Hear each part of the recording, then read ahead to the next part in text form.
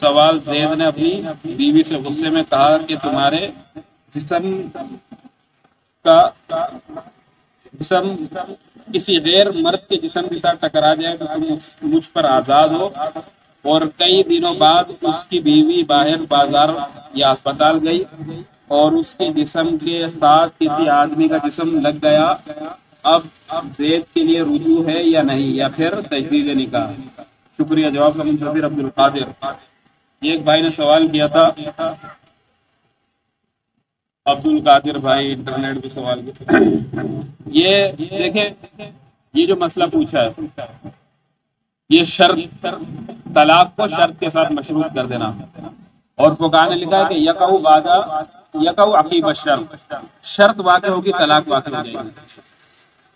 اگر کوئی شخص اپنی عورت سے کہے کہ اگر تو بازار گئی تو تو مجھ پہ طلاق، اگر تو نے فلاں سے بات کی تو تو مجھ پہ طلاق، اگر تو نے گھر سے باہر قدم رکھا تو تو مجھ پر طلاق. یہ کہتے ہیں طلاق مشروط، شرط کے ساتھ معلق. وہ کہا کہتے ہیں جب شرط پائی جائے گی تو مشروط بھی پایا جائے گا. جیسے شرط پائی گئی طلاق ہو گئی. اب اس مسئلے کے اندر اس نے اپنی بیوی سے کہا کہ تو مجھ پر آزاد ہے، مشروط بھی ہے، اور پھر آزاد کا لفظ استعمال کیا. آزاد کا لفظ استعمال کیا، سری کنایا، اس کو کہتے ہیں سری کنایا. اسی طرح حرام کا لفظ ہے کہ تم مجھ پر حرام ہے، یہ بھی سری کنایا. اور اس کا حکم یہ ہے کہ طلاق ہو جائے گی اور ایک طلاق بائن ہوگی. ایک طلاق بائن ہوگی. ایک طلاق رجعی ہوتی ہے اور ایک طلاق بائن ہوتی ہے. طلاق رجعی اس طلاق کو کہتے ہیں کہ عدت ختم ہونے سے پہلے شوہر رجوع کر لے.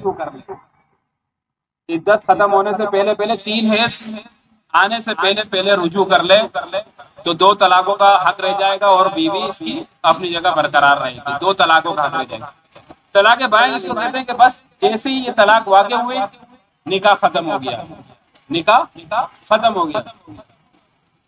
اب اس کو دوبارہ تجدید نکاح کرنا پڑے گا نئے مہر اور نئے گواہوں کے ساتھ. تو اس میں نئے مہر اور نئے گواہوں کے ساتھ طلاق ہو گئی. ایک طلاق بائن، نیا مہر اور نئے گواہ، تجدید نکاح.